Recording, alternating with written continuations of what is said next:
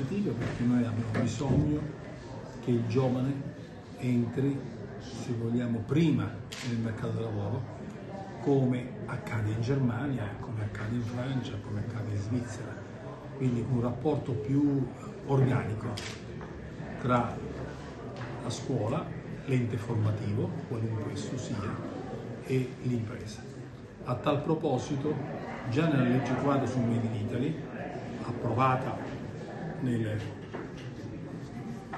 nell'ultima parte del 2023, quindi già 2 anni fa, nella legge quadro sul Made in Italy abbiamo affrontato anche la questione non solo riguardante le competenze, ma abbiamo affrontato istituendo un liceo del Made in Italy anche per nobilitare la formazione nei lavori tipici, tradizionali, io mi auguro sempre più innovativi del nostro Made in Italy. L'abbiamo formata con la riforma degli ETS per renderli più aderenti alle esigenze del tessuto produttivo. L'abbiamo riformata anche con l'istituzione di una fondazione, Imprese e Competenze, che abbiamo nel contempo istituita,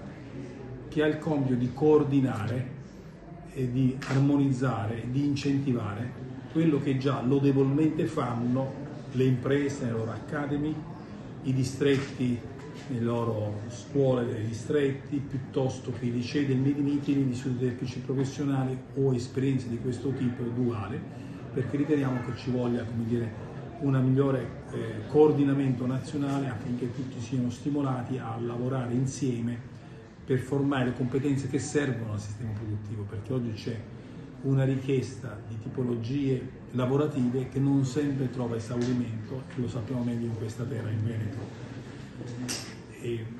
la formazione è fondamentale per consentire alle nostre imprese di accelerare nella crescita e di essere sempre più competitive a livello globale.